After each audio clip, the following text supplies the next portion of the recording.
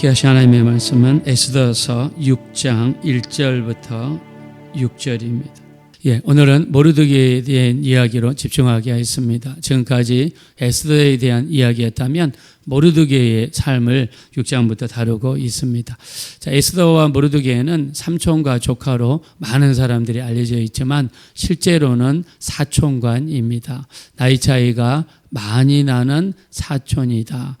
자, 이 작은아버지가 일찍 돌아가시고 이 혼자만 남은 사촌 여동생 에스더를 마치 아버지처럼 이 에스더를 키우게 되었죠.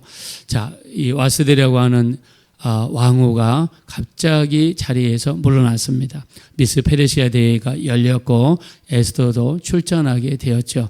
하나님께서 은혜를 베푸셔서 모든 사람들의 마음을 주장하시고 심지어 왕의 마음도 주장하셔서 대페르시아 제국의 왕후에 올라가는 놀라운 역사가 일어났습니다.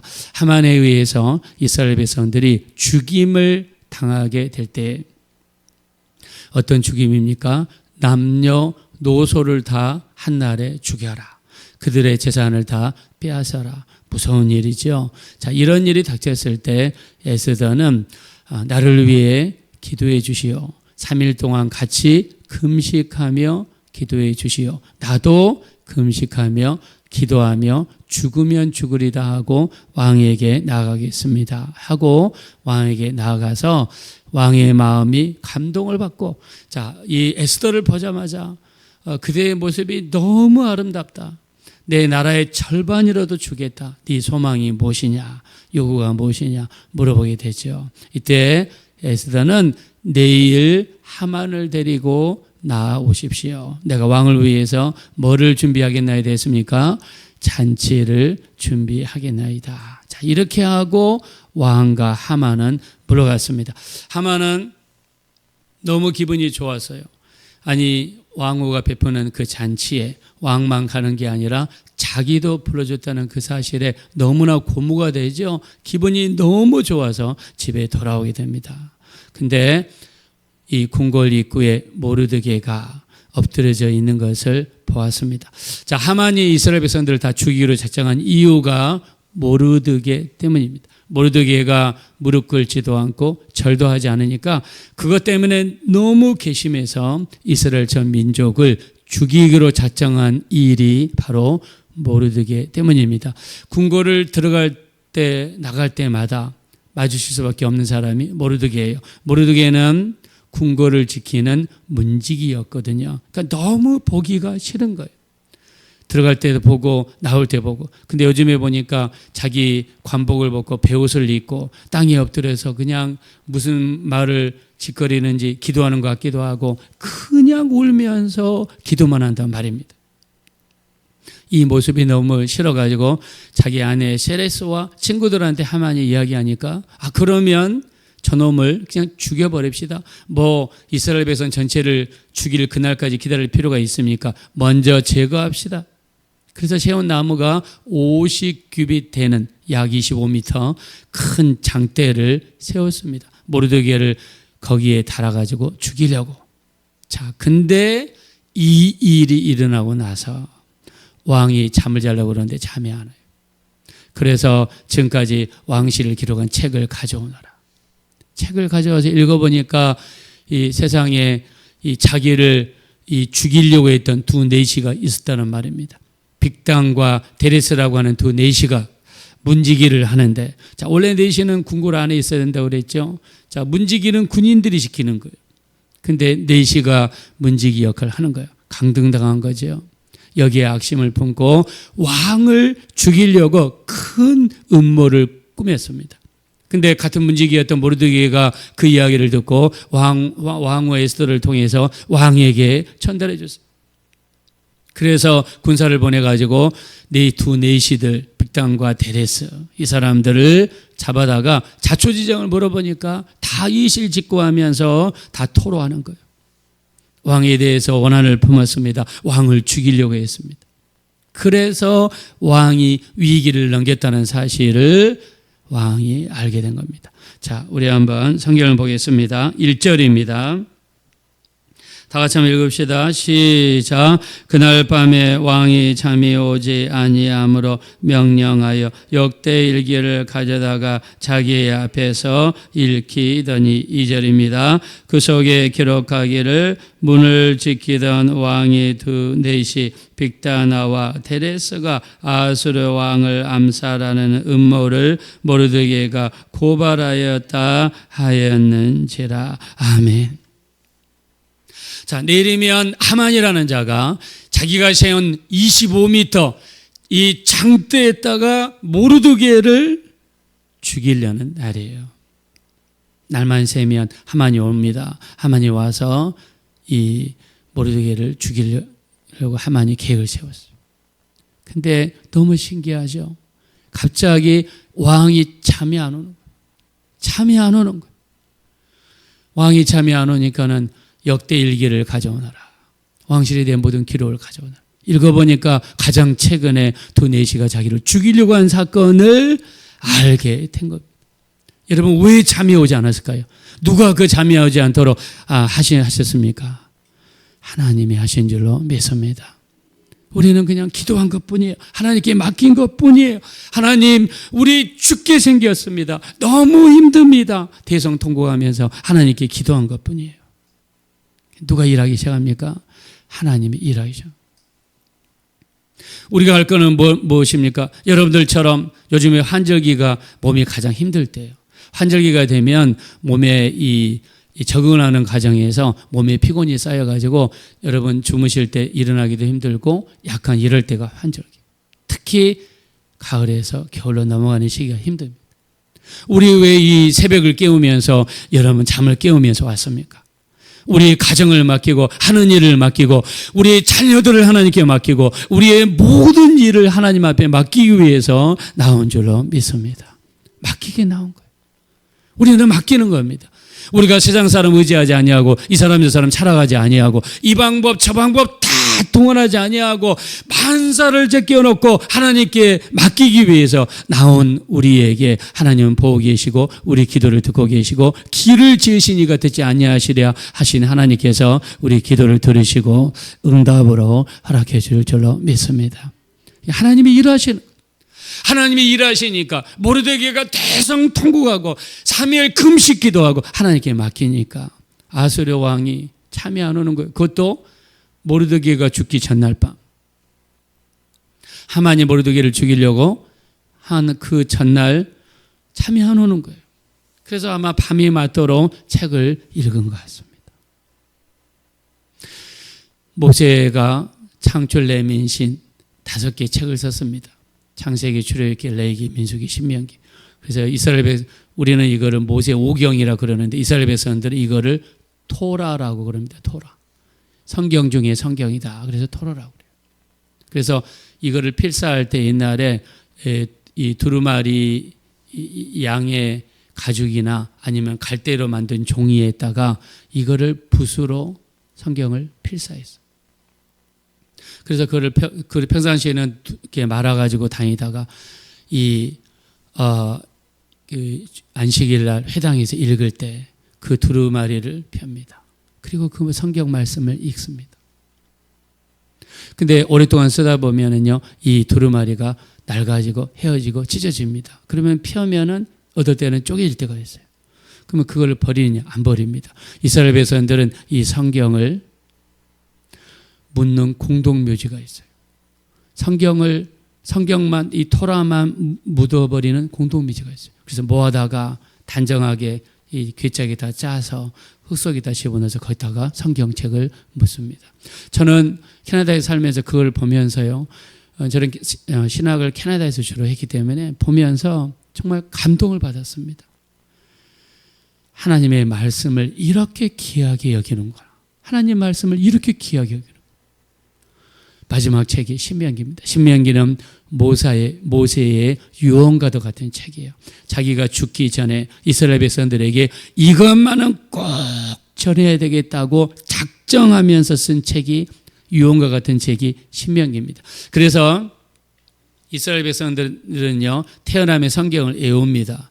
3살 때, 4살 때부터 시작해서 13살 때까지 성경을 외워야 돼요. 외우는 성경이 창세기, 출애굽기, 레위기, 민수기, 신명기인데 아무리 머리가 나빠도 반드시 외워야 되는 성경이 신명기예요.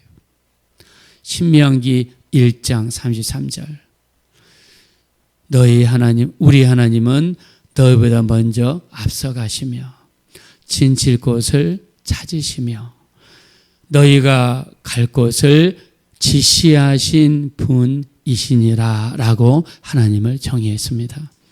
기도하고 하나님께 맡기고 예배하고 하나님께 맡기고 말씀 보고 하나님께 맡기고 왔더니 하나님께서 어떻게 하시느냐? 너희보다 먼저 가시며 진칠 곳을 찾으시며 너희가 갈 곳을 지시하신 분이라고 모세는 소개했습니다. 우리가 예배하고 기도하고 찬양하고 말씀 붙잡고 하나님께 맡기고 여러분들처럼 새벽을 깨우고 피곤한 육신을 일으켜서 하나님께 첫 시간을 드렸더니 하나님이 우리보다 먼저 가시더래요. 예수님도 부활하기 전에 이렇게 말씀하시죠. 내가 너희보다 먼저 갈릴리로 가리라. 주님이 말씀했습니다. 우리 주님은요, 우리보다 먼저 가세요. 우리가 기도하고 맡기면 나보다 먼저 가셔서 내가 할 일을 미리 예비하시고 내가 갈 길을 먼저 지시하시고 내가 진칠 곳, 가서 진칠 곳을 하나님께서 우리 하나님이 예비해 주시는 줄로 믿습니다. 이분이 하나님이라는. 여러분, 또 모세는요, 이렇게 이스라엘 백성들 이끌고 애굽에 나와서 홍해길로 이르렀을 때 수많은 백성들이 힘들면서 어려워할 때 그런 이렇게 하나님을 소개합니다.